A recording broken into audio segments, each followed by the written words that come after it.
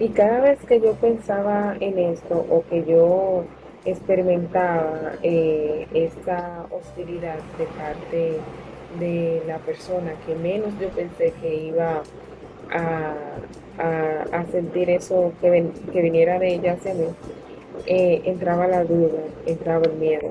A mi mente lo primero que llegaba era, ¿qué yo puedo ofrecer al mercado laboral? Eso era lo que el enemigo mayormente ponía en mi mente. Yo pensaba, yo tengo 8 años trabajando en esta industria, pero esta industria no es compatible con otras. No me sirve, realmente me sirve de experiencias, pero no es lo que yo realmente estudié. Y eso realmente me carcomía y me ponía mis estados de nervios sumamente alterados. Y realmente lo primero que yo pensé fue tirar la toalla, pero no tirar la toalla de, mire, ya vamos mire mi carta de renuncia. No, yo quería como salir de ese lugar y realmente nunca más volver. Llega la cuarentena, la primera cuarentena, y aún estando a distancia, yo sigo sintiendo el desprecio por esa persona. Y ella necesitaba asuntos que solamente los manejaba yo. Y ella llamaba a otra persona para que me la pidiera a mí, para ella no tener ningún contacto conmigo. Era como que yo soy literalmente un cero a la izquierda para esa persona. No fue hasta que empezamos a trabajar los cultos por Zoom que un hermano eh, predicó y dentro de ese prédica habló de Romanos 8. A los que aman al Señor, todas las cosas le ayudan a bien. En ese momento todo me encajó, porque a pesar de yo estar en casa, a pesar de yo ya no tener que ir a trabajar, porque hermano, habían veces que yo llegaba al parqueo y yo duraba alrededor de 10 minutos orando, llorando, pidiéndole fuerzas al Señor para enfrentar lo que venía, porque ya no habían esperanzas de que las cosas cambiaran. Y y fue en ese momento que yo realmente entendí que esto había venido de parte del Señor para mí. Entonces, en este proceso, realmente yo pude conocer al Señor, yo pude poder entender lo débil que somos nosotros como humanos, pero lo fuerte que podemos ser en Cristo. Yo aprendí a conocerlo a Él, pero también aprendí a conocerme a mí. Dios me mostró áreas en mi vida que realmente yo necesitaba ponerle atención. Y aún en estos últimos meses yo estoy experimentando, dentro de conocer al Señor, el hecho de soltar prácticas, de soltar pensamientos que nada tienen que ver con quién es Jesús. Entonces, eh, yo realmente alabo al Señor por el cuidado que Él ha tenido conmigo en esta situación, por cómo Él se ha manifestado. Yo soy una persona antes y después, yo soy una persona diferente realmente. Yo he aprendido a depender más del Señor realmente, a conocer que mis planes no son nada delante de los del Señor y que si aún mañana yo tengo que salir del trabajo, no debo de preocuparme porque eh, Él es mi sustentador. Él va a proveerme de todo lo que a mí me haga falta. Entonces, ese todo de lo que haga falta, no nada más es monetariamente.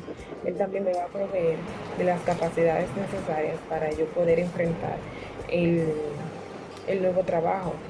sí, no tengo la experiencia, pero yo tengo un Dios que pelea mis grandes batallas y que Él dice, pídeme sabiduría y yo te la daré.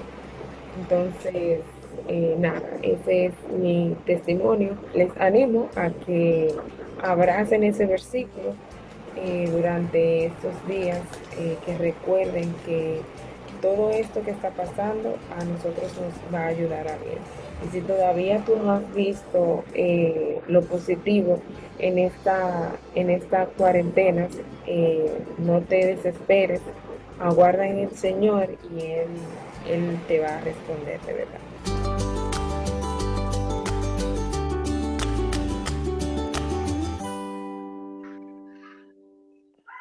Amén, amén, y confiar en la palabra de Dios.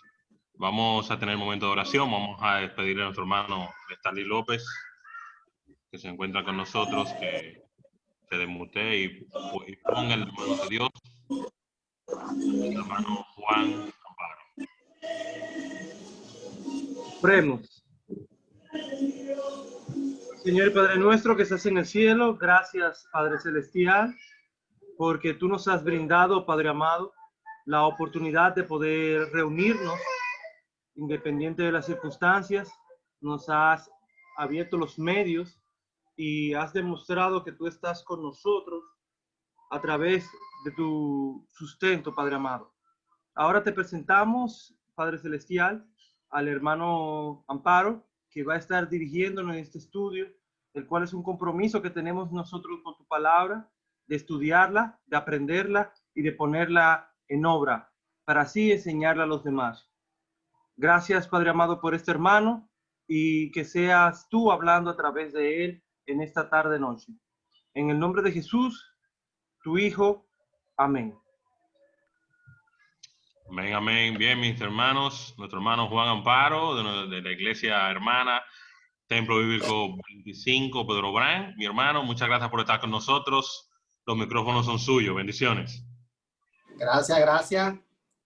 El placer es nuestro. Por ahí veo a don Tato. Bendiciones, hermano.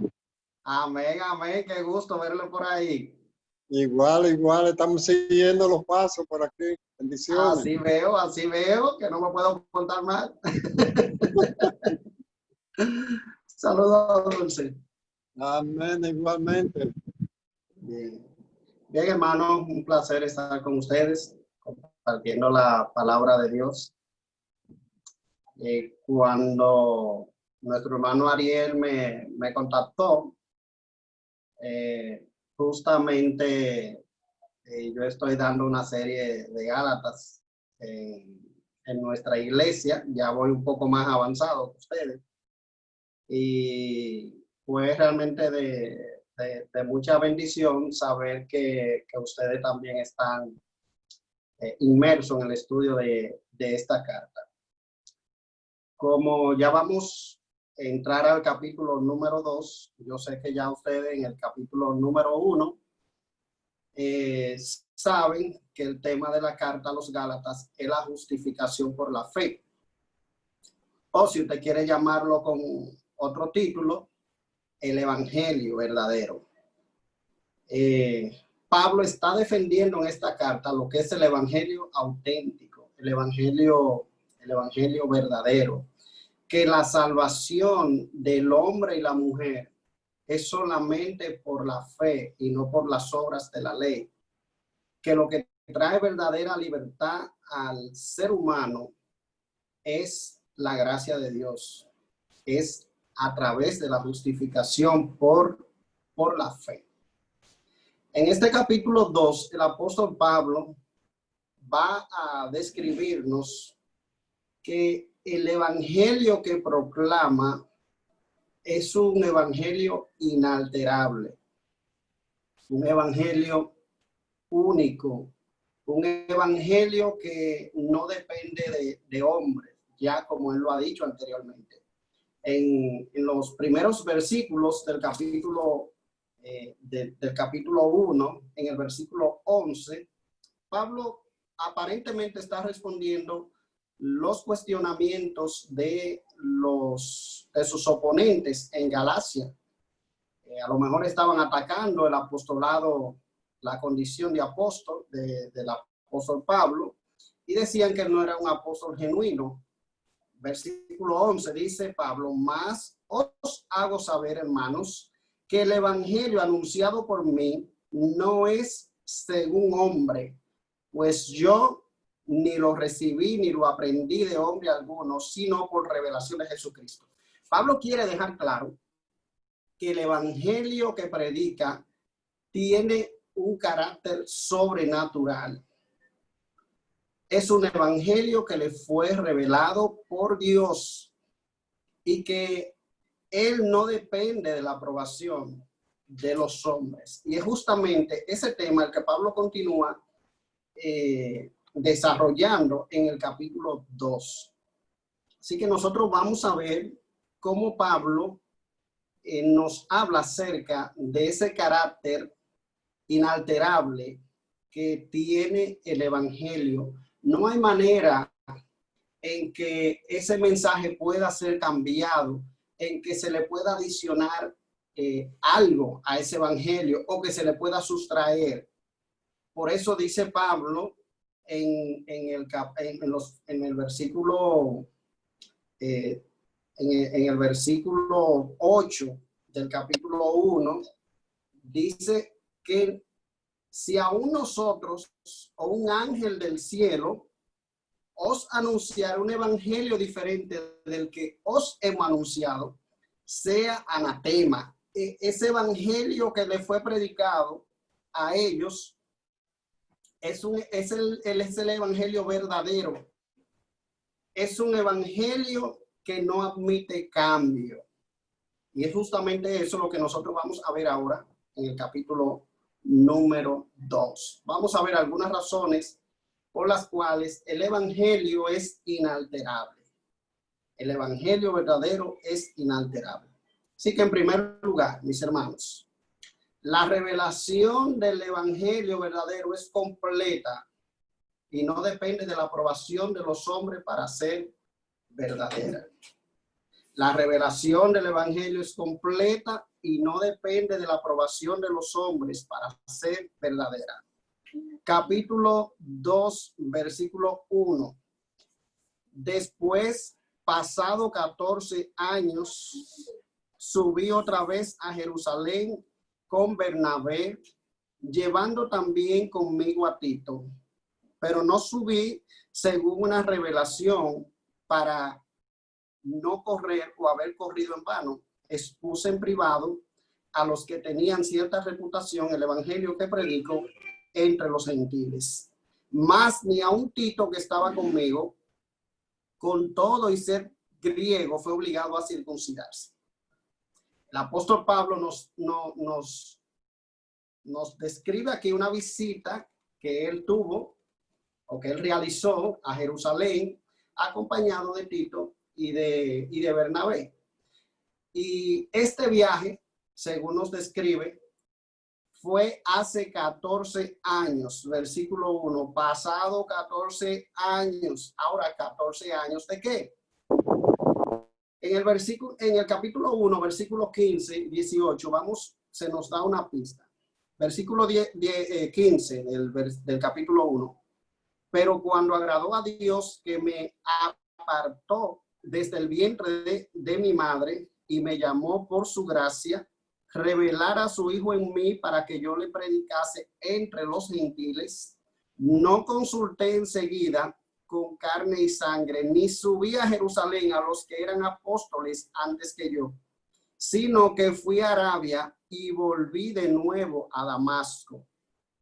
Después, pasado 3 años, subí a Jerusalén para ver a Pedro y permanecí con él 15 días. ¿Qué nos está describiendo el apóstol Pablo? Bueno, él nos dice en estos versículos que cuando él se convirtió, él no tuvo contacto inicial con los apóstoles. Dice que él estuvo un tiempo en solitario, específicamente dice él aquí, en Arabia.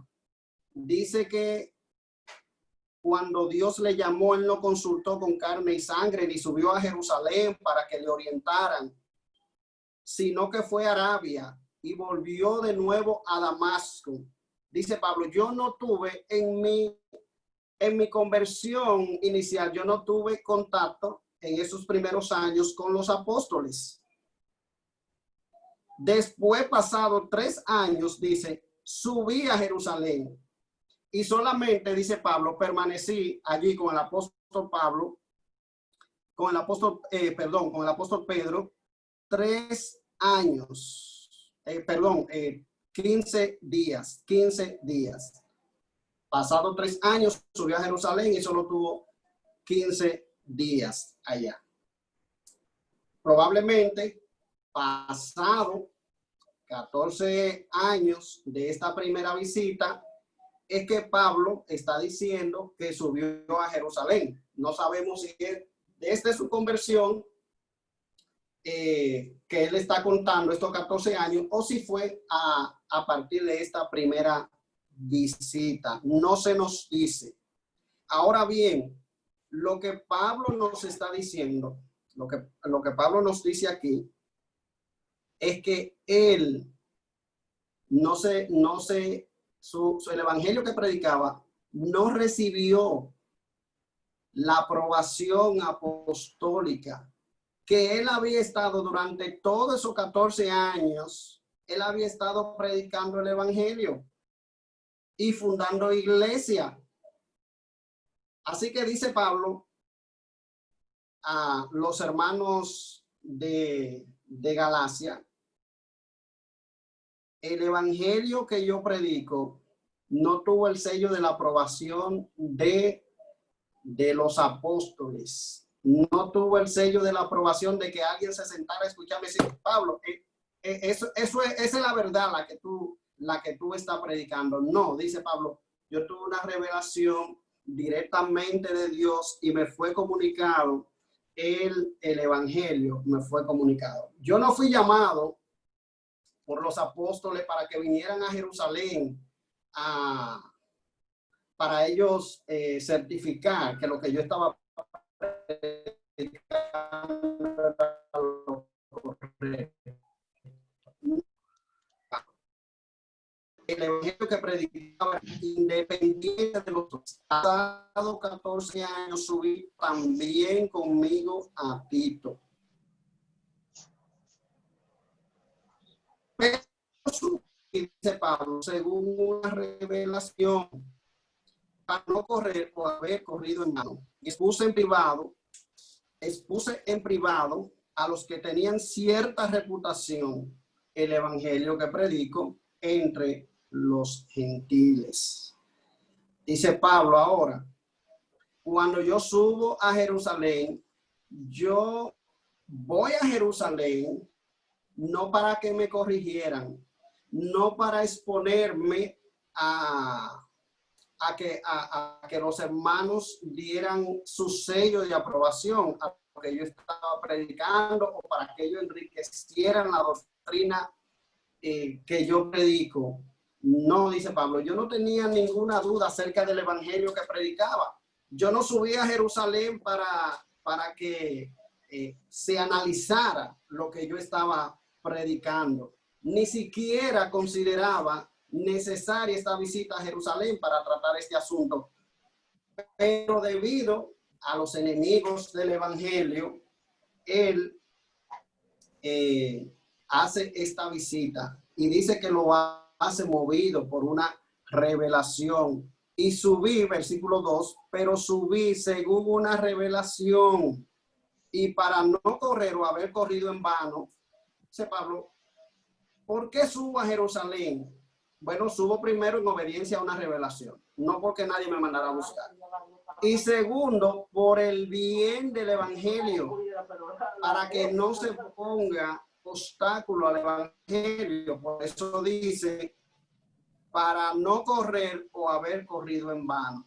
Porque probablemente también a la iglesia en Jerusalén se habían sembrado dudas acerca de lo que Pablo estaba predicando y muchos malentendidos. Así que cuando Pablo sube, dice, me reuní con los que tenían cierta reputación y expuse en privado el evangelio que predico entre los gentiles. Miren, hermano, no hay necesidad de esto, no tengo ninguna duda,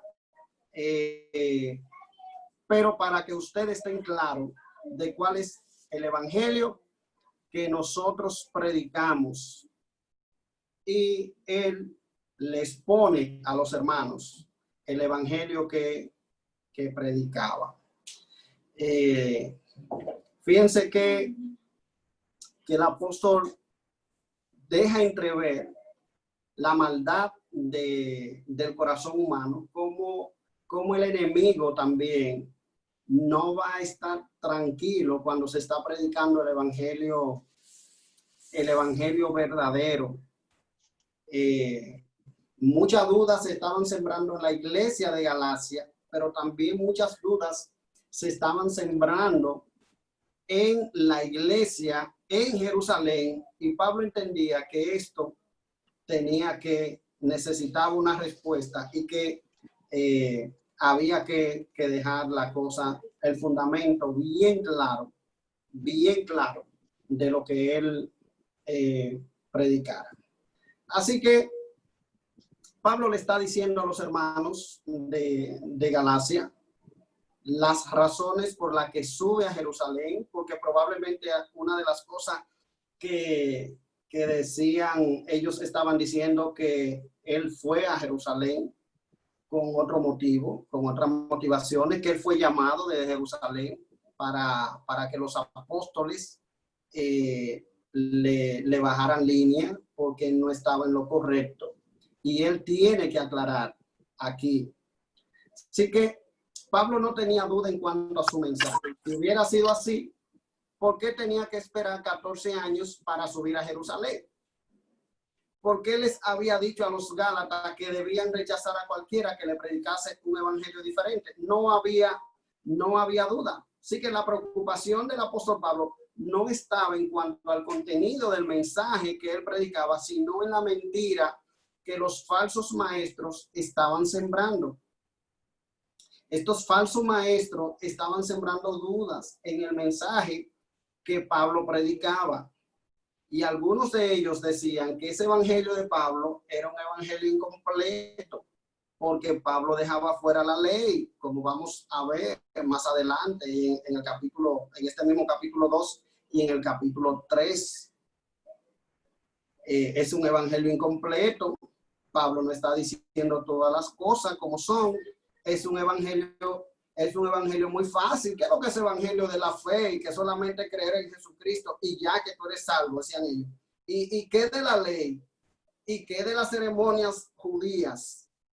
¿Y qué de las tradiciones que nosotros hemos aprendido? Porque esta gente procedía de un contexto judío, básicamente lo que atacaban al apóstol Pablo. Así que, ¿qué es lo que nosotros vemos aquí? Que el evangelio es completo, la revelación del evangelio es completa y no necesita de la aprobación de los hombres para ser verdadero. No necesita de la aprobación de los hombres. En segundo lugar,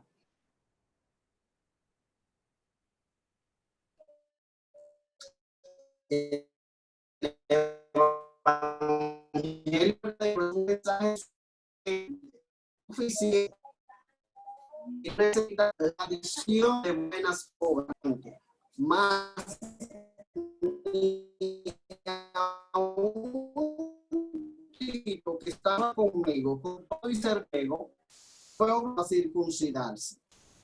Y esto a pesar de falsos hermanos que entraban para espiar nuestra libertad que tenemos en Cristo Jesús, para reducirnos a esclavitud, a los cuales ni por un momento accedimos a someternos, para que la verdad del evangelio permaneciese con vosotros. Pero de los que tenían reputación de ser algo, lo que hayan sido en otro tiempo, nada me importa. Dios no hace acepción de personas.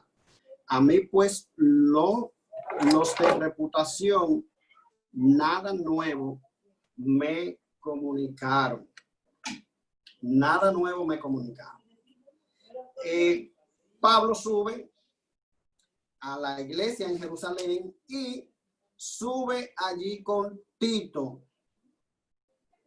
un hombre que era de la entera confianza, un creyente con un testimonio incuestionable.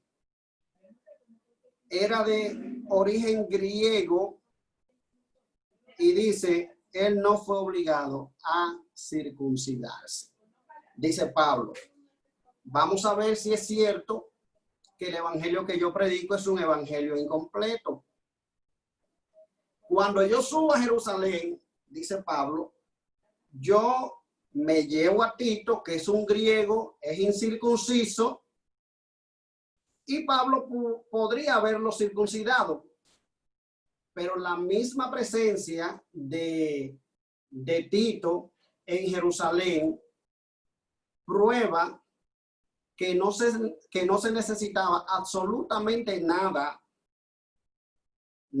más que la fe en Cristo para la salvación. No había necesidad de circuncidarlo, no había necesidad de obras adicionales a la fe en Cristo que ya él había experimentado.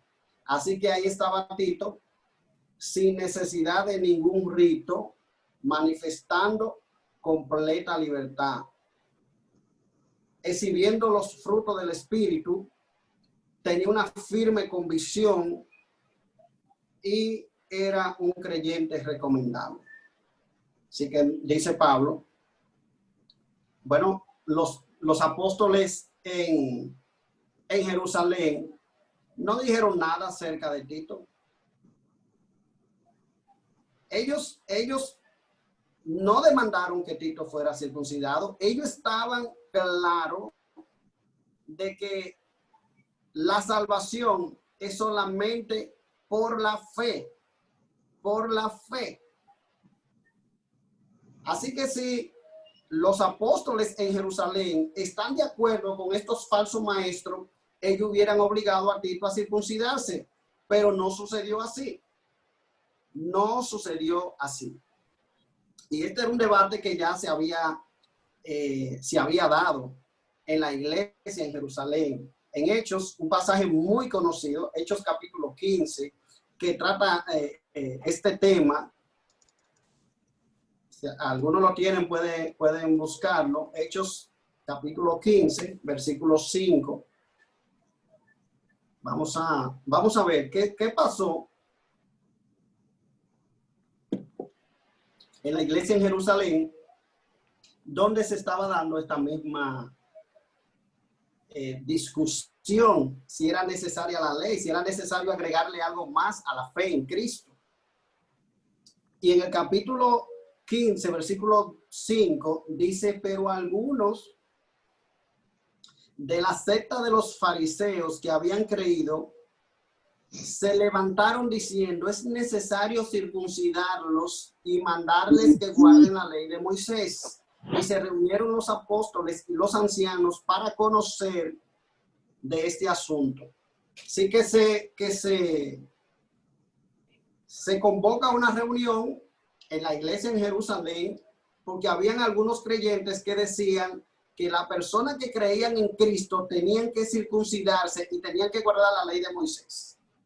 En otra palabra, a la fe en Cristo hay que añadirle las buenas obras. Hay que añadirle la observancia de la ley y la observancia de la circuncisión. Se reúnen los apóstoles y dice el versículo 7, y después de mucha discusión, Pedro se levantó y les dijo, varones hermanos, vosotros sabéis cómo ya hace algún tiempo que Dios escogió que los gentiles oyesen por mi boca la palabra del evangelio y creyesen. Y Dios, que conoce los corazones, les dio testimonio dándole el Espíritu Santo lo mismo que a nosotros. Y ninguna diferencia hizo entre nosotros y ellos, purificando por la fe sus corazones. Ahora pues, ¿por qué tentáis a Dios poniendo sobre la cerviz de los discípulos un yugo que ni nuestros padres ni nosotros hemos podido llevar? Antes creemos que por la gracia de nuestro Señor Jesús seremos salvos de igual modo que ellos. Entonces toda la multitud cayó y oyeron a Bernabé y a Pablo, que contaban cuán grandes señales y maravillas había hecho Dios por medio de los gentiles. Ven, se da la misma controversia. Habla el apóstol Pedro. ¿Y cuál es la conclusión? La ley es un yugo imposible de cumplir. Capítulo 3, nos vamos a dar cuenta que el propósito de la ley no es proveer salvación ni santificación. La ley tenía un carácter temporal. Fue dada hasta que viniese la simiente. Antes, versículo 11, creemos que por la gracia del Señor Jesús seremos salvos de igual modo que ellos. Pero nota lo interesante de la expresión. Porque Pedro no dice que los gentiles serán salvos así como nosotros, sino al revés. Seremos salvos del mismo modo que ellos. Pedro está dejando claro que esos creyentes gentiles que no estaban circuncidados, que no obedecían la ley, eran creyentes genuinos, salvados por la gracia de Dios, por la fe en Cristo. Ven, hermano, ¿a dónde nos lleva esto? La conclusión de Pedro: la salvación es solo por la fe. Así que esto era muy importante viniendo del apóstol Pedro, que se había desarrollado en un contexto judío, y cómo él admite que estos gentiles eran salvos por la fe. Así que los creyentes aquí en Jerusalén aceptan a Tito como creyente sin necesidad de circuncidarse. Más de a un Tito que estaba conmigo, con todo y ser griego, fue obligado a circuncidarse. Tengan ahí, le dice Pablo, a los falsos maestros. Entonces, versículo 4. Y esto a pesar de falsos hermanos introducidos a escondida, que entraban para espiar nuestra libertad que tenemos en Cristo Jesús para reducirnos a esclavitud. Dice Pablo, habían falsos maestros que se habían infiltrado, como traducen otras versiones, en la iglesia con el propósito de esclavizarnos. Y Pablo no identifica esos falsos maestros. Podrían ser falsos espías o falsos maestros que se introdujeron en la iglesia con el propósito de dividir o de hacer partido. Lo de la circuncisión y lo que dicen que solamente por la fe, no sabemos, hermano, pero el autor de todo esto era el mismo Satanás que estaba detrás de esto para desviar a los hermanos del evangelio. La palabra de Dios nos dice que esta clase de personas son individuos son falsos apóstoles, son obreros fraudulentos o engañosos que se disfrazan como apóstoles de Cristo. A veces están en la iglesia dando apariencia de piedad, pero dice la palabra de Dios que no debemos sorprendernos porque hasta el mismo Satanás se disfraza como ángel de luz. Y así hay mucha gente en la iglesia que tiene esa apariencia de piedad y gente de ser, que aparentan ser más cristianos que cualquier otro. Pero ellos están obsesionados con algunas cosas. Y es que son hermanos que se ofenden por la más mínima cosa.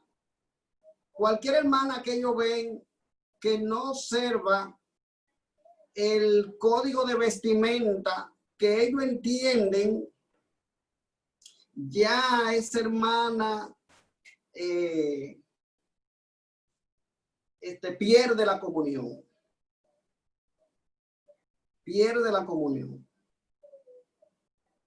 Y siempre tiene la vista puesta en cosas externas. Y no estamos diciendo que la manera en que viste una jovencita cristiana, un jovencito, un hermano, una hermana, no sea importante.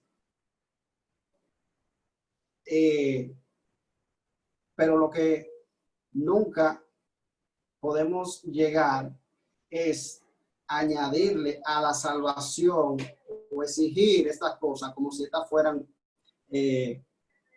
demanda del evangelio, como a veces escuchamos. Entonces, esa gente estaban dentro de la iglesia haciendo daño, se habían infiltrado falsos hermanos introducidos a escondida que entraban para espiar nuestra libertad que tenemos en Cristo. Y dice Pablo, a los cuales ni por un momento accedimos a someternos para que la verdad del evangelio permaneciese con nosotros. Dice Pablo, yo no iba a transigir con estos hermanos. Yo no iba a ceder a sus demandas, porque lo que está en juego es el evangelio verdadero, el carácter inalterable del evangelio. Lo que está en juego es la justificación por la fe. Y si cedemos en esto, si le damos a los hermanos la bienvenida y le decimos, bueno, pues para que ustedes no se ofendan, vamos a permitir que se circunciden todos los creyentes. Dice Pablo, no, es la misma esencia del evangelio lo que está en juego aquí. Y no accedimos a someternos para que la verdad del evangelio permaneciese con nosotros. Pero lo que tenían reputación, versículo 6, de ser algo, lo que hayan sido en otro tiempo, nada me importa. Dios no hace acepción de personas. A mí, pues, lo de reputación, nada nuevo me comunicaron. Dice Pablo, así que, en conclusión, hermanos, esta visita que tuve a Jerusalén, yo no aprendí ninguna doctrina nueva. A mí no me dieron nuevas lecciones los hermanos de la fe cristiana, en el que Pablo estaba hablando aquí con Helio, que le había sido revelado y había creído. Era un evangelio completo y que no necesitaba de la adición de las obras humanas. Que ese evangelio no necesitaba el sello de aprobación de los hombres. Era un evangelio inalterable, un evangelio inalterable. Y dice Pablo, tampoco nos impusieron nada nuevo. Así que la única conclusión fue, Pablo, tu evangelio está correcto. Lo que tú enseñas es lo mismo que nosotros enseñamos. Es lo mismo que nosotros aprendimos del maestro. Es el mismo evangelio, es la misma verdad. En tercer lugar, hermanos, el evangelio verdadero es único. es único. No existen varios evangelios. El evangelio verdadero es único. Hay un solo evangelio y todos los que creen ese mensaje deben estar unidos en torno a él. Pablo demostró que no había un evangelio que se predicaba en Jerusalén y un evangelio que él estaba predicando y otro evangelio que estaban predicando los judaizantes. No. Hay un solo evangelio. Contrariamente a lo que afirmaban estos falsos maestros, la realidad es que esos hermanos en Jerusalén no le impusieron cambio al mensaje que él predicaba. Y es cierto que estos líderes querían que Pablo se preocupara por la situación de los pobres en Jerusalén. Eso fue lo único que ellos le expresaron más adelante, versículo 7. Antes, por el contrario, cuando vieron que me había sido encomendado el evangelio de la incircuncisión, como a Pedro el de la circuncisión, pues el que actuó en Pedro para el apostolado de la circuncisión, actuó en mí con los gentiles. Y reconociendo la gracia de Dios que me había sido dada, Jacobo, Cefas y Juan, que eran considerados como columnas, nos dieron a mí y a Bernabé la diestra a enseñar de compañerismo, para que nosotros fuésemos a los gentiles y ellos a la circuncisión. Solamente nos pidieron que nos acordásemos de los pobres, lo cual procuré con diligencia hacer. Ven, hermanos, no habían varios evangelios. Un evangelio, y dentro de ese evangelio había llamados diferentes. Pablo fue llamado a los judíos y Pablo fue llamado a los gentiles. Pero aquellos que habían sido llamados a los gentiles no estaban aquí reconociendo o no estaban ellos considerándose superiores al apóstol Pablo, aquellos que tenían el llamado a los gentiles. No, era el mismo evangelio. Y dice, nos dieron la diestra en señal de compañerismo. Es el mismo evangelio. El mismo evangelio. Así que Pablo dice, hermanos, al final de mi reunión en Jerusalén con los apóstoles, el resultado fue final, fue positivo.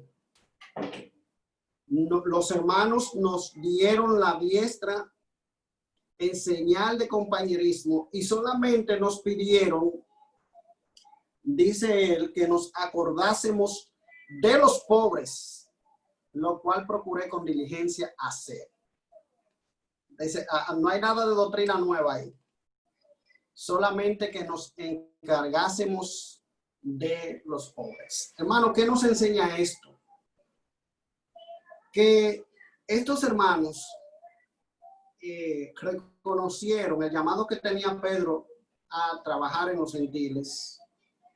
Y Pablo también reconoció el llamado que Dios le había hecho a trabajar con los judíos. Pero ellos entendieron que estaban predicando el mismo evangelio. Ellos estaban unidos en torno a eso, porque lo que nos une a los creyentes es el evangelio. Eso es lo que nos une, es en torno a ese mensaje que los creyentes estamos unidos. Es Dios quien pone a cada miembro del cuerpo en su lugar. Dios no se equivoca.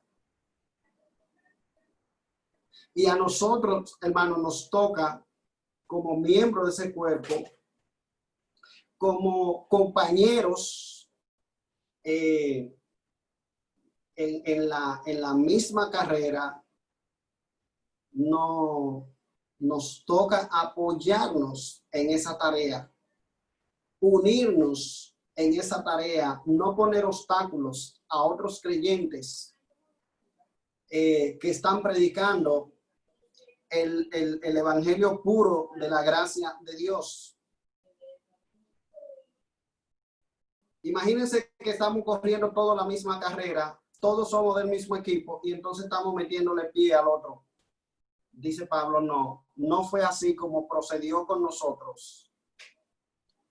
Y reconociendo la gracia de Dios que me había sido dada, Pedro, Jacobo y Juan, que eran considerados como columnas, nos dieron a mí y a Bernabé la diestra, o sea, se dieron un fuerte apretón de mano en señal de compañerismo para que nosotros fuésemos a los gentiles y ellos a la circuncisión.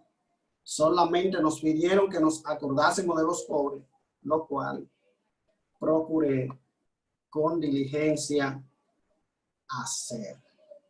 Así que ellos como creyentes en Cristo procuraron también aliviar las necesidades que estos hermanos le habían expuesto. No se entendieron, no se desentendieron de esto. Dice Pablo que procuró con diligencia hacer esto que los hermanos le habían pedido. Así que los creyentes debemos estar unidos en torno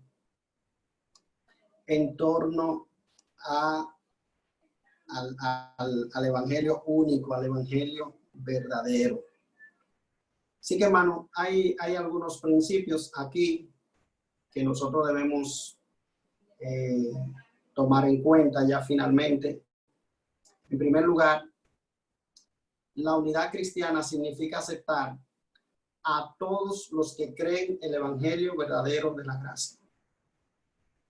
La unidad cristiana significa aceptar a todos los que creen en el evangelio verdadero de la gracia. No podemos estar haciendo partidos dentro de la iglesia. Eso de que yo no me junto con fulanita o con fulanito, o que haya en la iglesia el grupo de los jóvenes, el grupo de...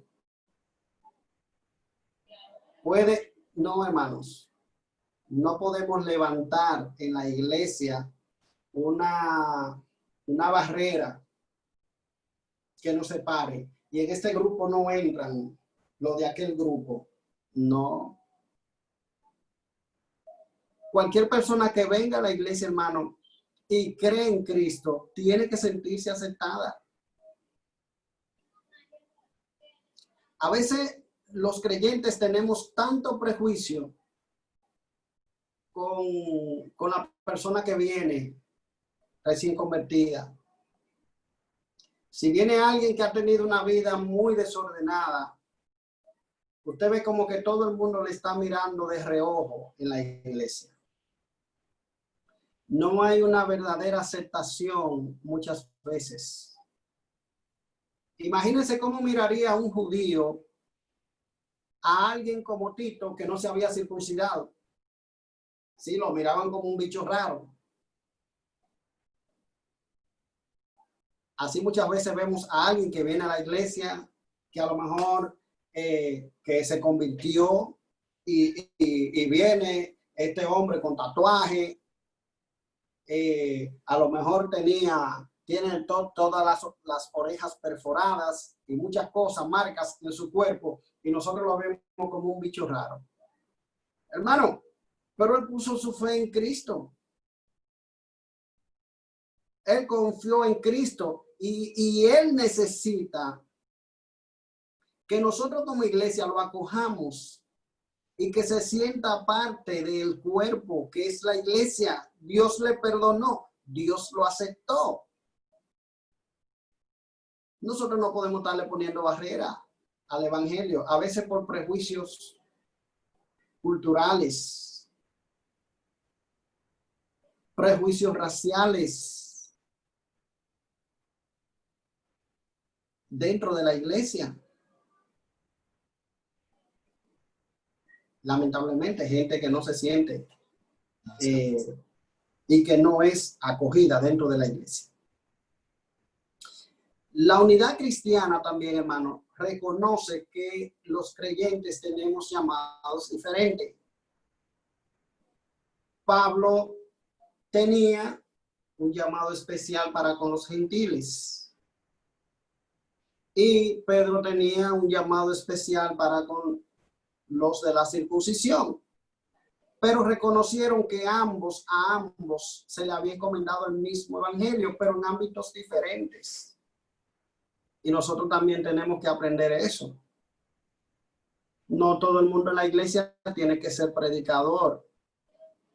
Es más, le hacemos un daño al hermano que no tiene el llamado a predicar. Se lo hacemos a él y se lo hacemos a la iglesia por la tortura que tiene que soportar escuchando a alguien que Dios no ha llamado a predicar. No todos los hermanos tienen que cantar públicamente. Tenemos llamados diferentes. Tenemos llamados diferentes. Y la unidad cristiana también, hermanos, requiere que nosotros nos ocupemos de las necesidades de los creyentes. Las necesidades de los creyentes. Fíjense cómo estos hermanos al final tuvieron en cuenta las necesidades de los pobres. Solamente nos encargaron que nos acordásemos de los pobres, lo cual procuré con diligencia hacer. Así que, hermano, la importancia, nosotros tenemos que valorar la importancia de la revelación de la palabra de Dios.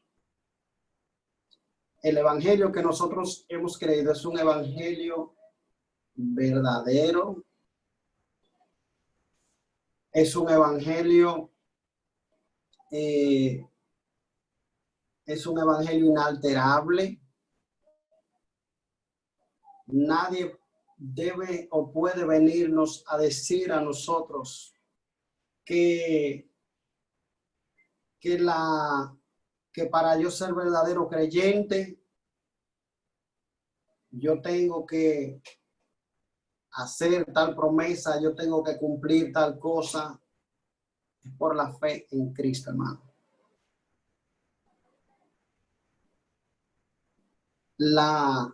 Nuestra relación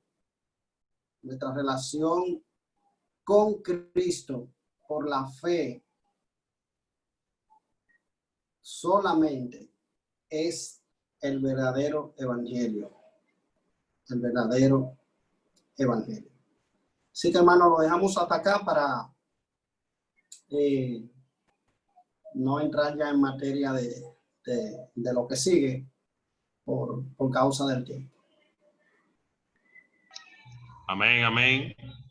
Bien, mis hermanos, vamos a terminar esta parte, vamos a orar para entonces después entrar al bloque de preguntas, recordándole a los invitados, el próximo sábado 19 tendremos entonces la parte final del capítulo 2 y el sábado 3 de octubre, entonces vamos a tener lo que es el capítulo 3 con nuestro hermano Juan Vila. Así que vamos a pedirle ahora a nuestro hermano Antonio Núñez, anciano de nuestra congregación, que tenga el momento de oración por el hermano, por lo que hemos hecho hasta ahora.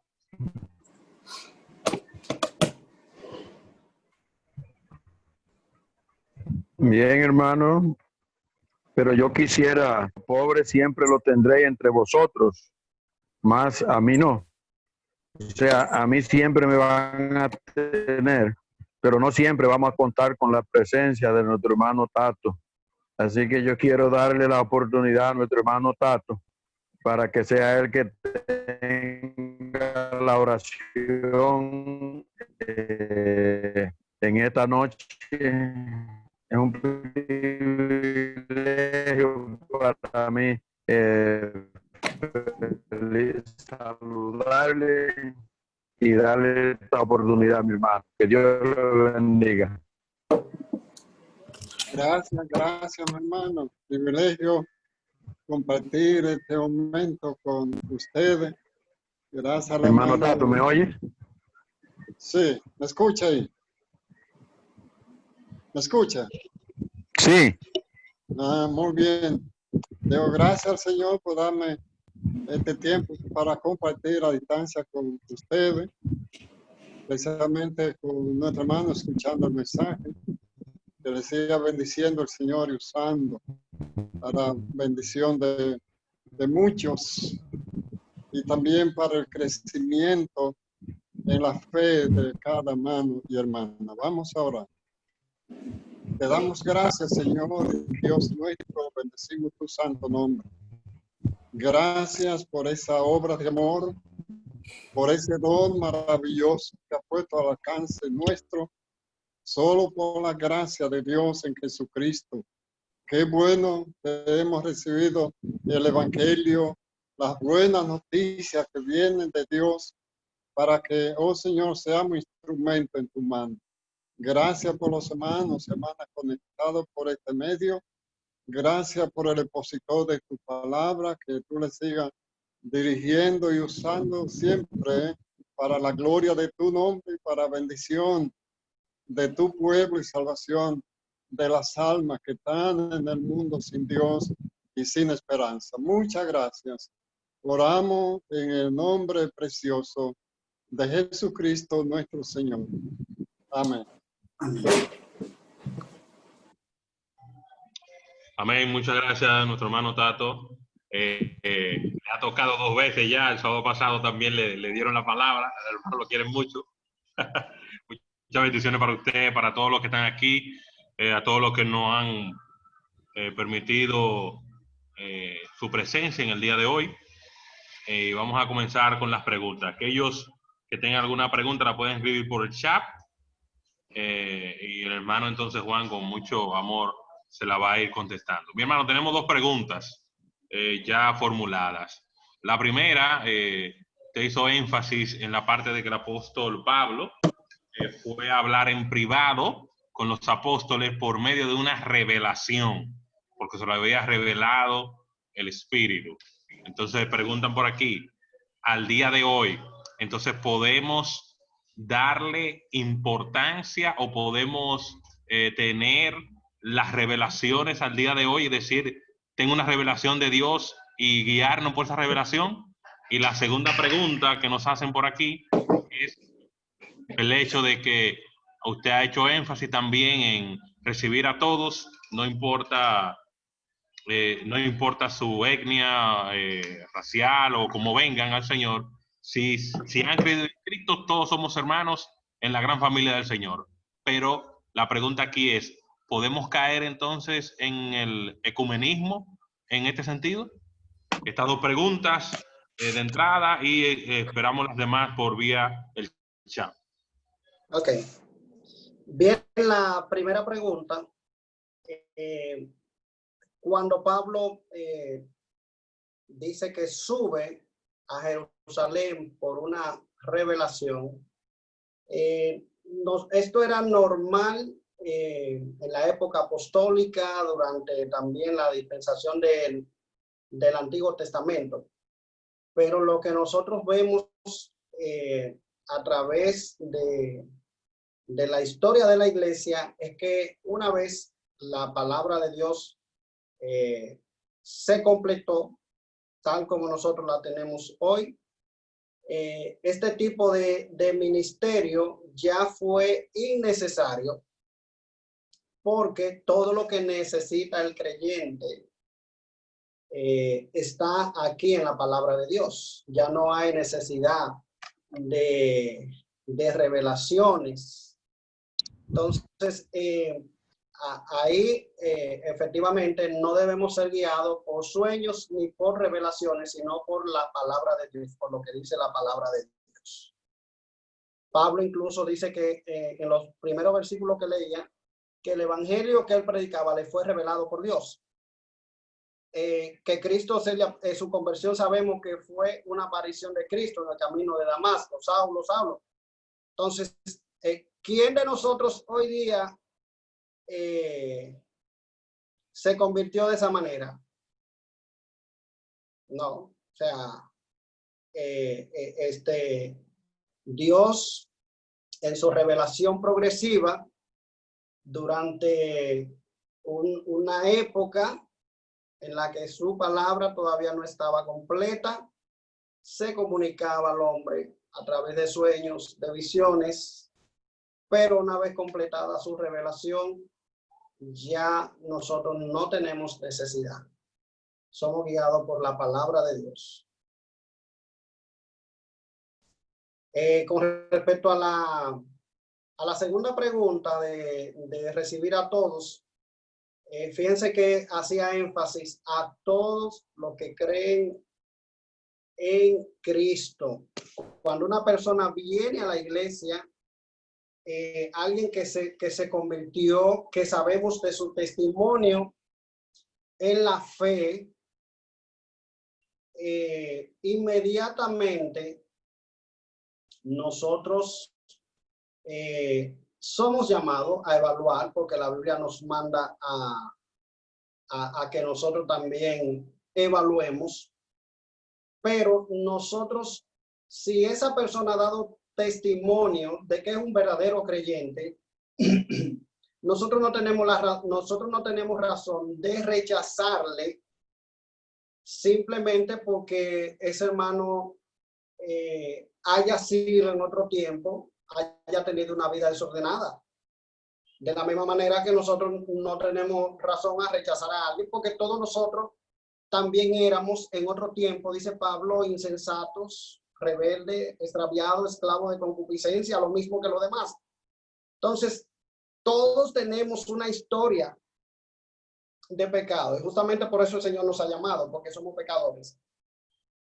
Entonces, yo me refiero a prejuicios que nosotros tenemos de, bueno, pues que nosotros pensamos que todo el que está en el evangelio tiene que cumplir con unos parámetros que nosotros tenemos. Y no, hermano, no tiene que ser así. No tiene que ser así. Yo no puedo rechazar a alguien porque yo vea que tiene un tatuaje y ya. Si esa persona está dando evidencia en la iglesia de que usted no lo está viendo en los pecados que él practicaba. Usted ve que ese hombre es un hombre fiel en la iglesia. Entonces, ¿por qué yo tengo que rechazarlo? Porque el hermano está tatuado en su cuerpo y ya él no le puede dar para atrás eso. Y si tiene las orejas perforadas, la tenía, dígame, ¿qué puede hacer? ¿Deshacer eso ya? No.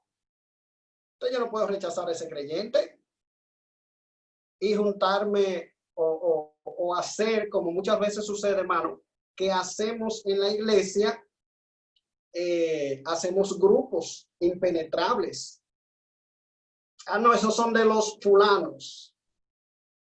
Entonces, eso no se llama ecumenismo, se llama verdadera aceptación. En el capítulo 3, usted se va a dar cuenta que a partir del versículo 26, dice Pablo que por la fe ahora somos hijos de Dios. Y ahora que nosotros somos hijos de Dios, dice versículo 29, no hay judío ni griego, no hay esclavo ni libre, no hay varón ni mujer, porque todos vosotros sois uno en Cristo.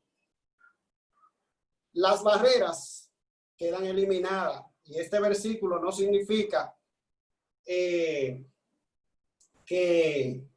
bueno, como dicen mucho, pero ya como no hay hombre ni mujer, la mujer también puede predicar. No se está refiriendo a eso. Es que delante del Señor todos somos iguales. Dios nos acepta. No importa si somos hombres o somos mujeres, somos aceptados por Dios. Si somos esclavos o somos judíos. O si somos, si somos judíos o si somos griegos, si somos esclavos, si somos libres. La base de nuestra aceptación no es lo que nosotros somos socialmente, sino el hecho de que Dios nos acepta tal como somos. Amén. Bien, nuestra hermana Alba tiene una pregunta. Recordar, si quieren hacer una pregunta, me pueden escribir por el chat, pueden levantar su mano, que ahí lo vemos también. Alba. Sí, lo quiero decir hablado porque no sé cómo transmitirlo en el chat. Según lo que estaba explicando nuestro hermano Juan Amparo, yo creo que entiendo que Dios tenía un propósito en el modo de pensar de todos los apóstoles, de que Pablo lo llevaba, como quien dice, a milla en el modo de pensar, que el Señor se lo reveló de una forma y a ellos en su momento de otra forma, en cuanto a las enseñanzas que son fundamentales, que pasan ahora mismo actualmente. Entonces, la pregunta mía es, ¿qué consejos tú nos das a los líderes de la iglesia o los miembros de la iglesia, que somos todos, pero que estamos muy comprometidos con la unidad de la iglesia, de hermanos que llevan muy bien la parte de la doctrina, su fundamento y todas las cosas, pero cuando tienen mucho celo en cumplir esa parte, pero a veces se olvida de la unidad de la iglesia? Entonces, ¿qué consejos le podemos ayudar a aquellos hermanos que, aunque tienen en cuenta la doctrina, las enseñanzas fundamentales, porque vemos muchos ejemplos de cómo Pablo, a través del Espíritu Santo, el Señor lo guió de cómo confrontar esos temas, pero ahora nosotros, ¿cómo podemos trabajar con personas así, que llevan la doctrina muy clara, pero a veces por defender su punto, se olvidan de la unidad de Cristo, de la armonía que hay dentro de la iglesia? Ok. Eso es parte de la doctrina. La vida de la iglesia es parte de la doctrina. Miren, nosotros no podemos desligar nuestra vida práctica de la doctrina, porque a veces pensamos, decimos, es un hermano que sabe mucho, pero entonces en la práctica él está desligado de la doctrina. Entonces, son esos hermanos, lamentablemente, son hermanos inmaduros, porque usted no puede tener un conocimiento meramente intelectual. Si yo digo que conozco la doctrina, entonces esa doctrina debe afectar mi vida. Ahora, la otra parte está, los creyentes también tenemos que someternos unos a otros. A veces queremos que otros hermanos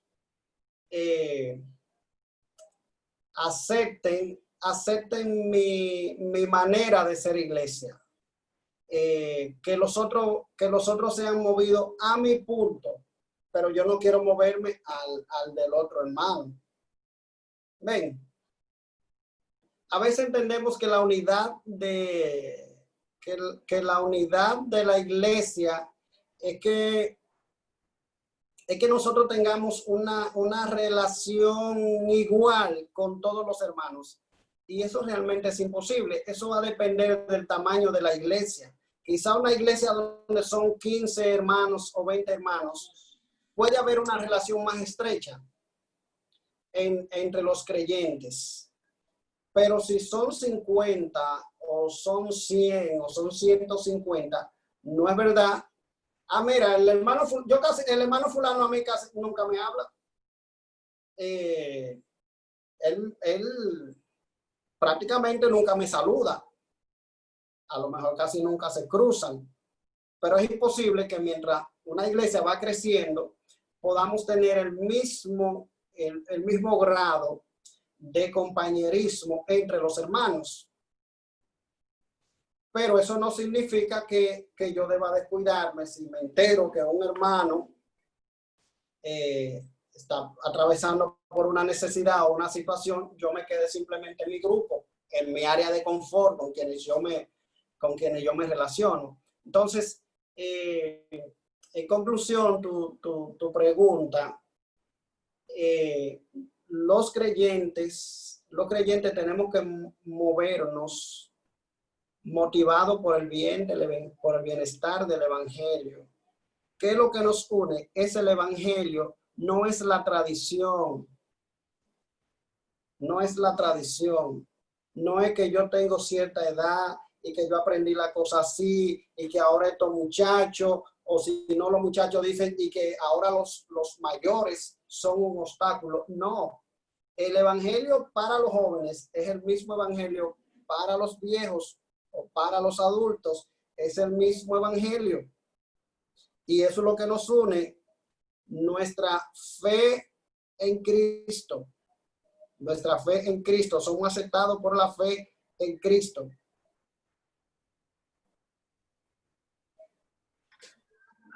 Amén. Bien, tenemos otra pregunta. Cualquier persona que quiera hacer otra pregunta, levante su mano, le damos espacio en lo que esas personas se motivan. Hermano, tenemos otra pregunta que dice así.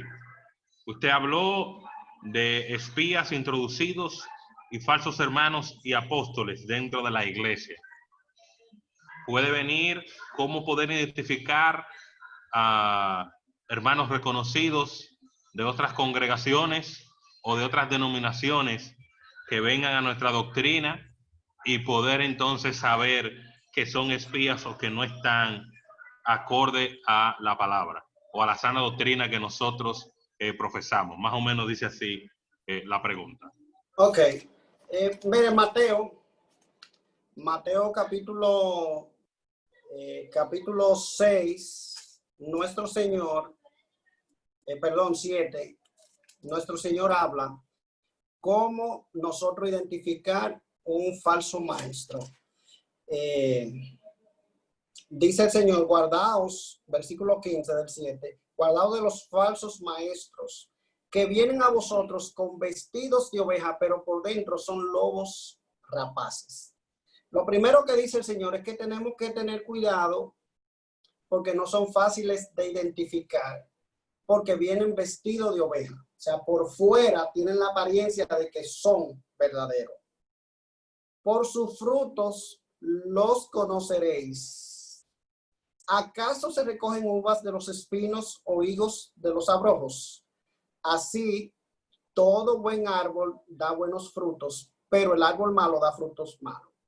Si es falso, nosotros vamos a observar que entre lo que él profesa y su conducta hay una disonancia. No hay coherencia. Entonces, dice, el Señor nos está diciendo que nosotros debemos prestar atención a ese tipo de gente. O sea, observarlo de cerca. No puede el árbol bueno dar frutos malos, ni el árbol malo dar frutos buenos. Todo árbol que no da buen fruto es cortado y echado en el fuego. Así que en su vida, en algún momento, esa persona va a manifestar que está divorciada de lo que él enseña. Y otra manera de nosotros también darnos cuenta es evaluando su enseñanza. Así que lo primero, lo más fácil de tú evaluar es la enseñanza, porque si el hermano enseña, tú puedes evaluar a la luz del evangelio lo que él está predicando, pero si no es una gente que nosotros escuchamos con cierta frecuencia predicar, ¿cómo nos damos cuenta? Por su conducta. Por su conducta, algo no está bien. Ahora, hermano, tú mencionabas una palabra que nosotros tenemos que tener claro. El evangelio verdadero no es el evangelio que predicamos los templos bíblicos. Los templos bíblicos somos una denominación entre muchas denominaciones cristianas evangélicas sanas que predican el evangelio. El hecho de que nosotros no, como iglesia, las hermanas se cubran y otra iglesia no se cubran, no significa que aquella iglesia está predicando una herejía y que no está predicando el evangelio verdadero. El hecho de que nosotros tengamos ciertas prácticas que que nos van a distinguir como iglesia, como denominación,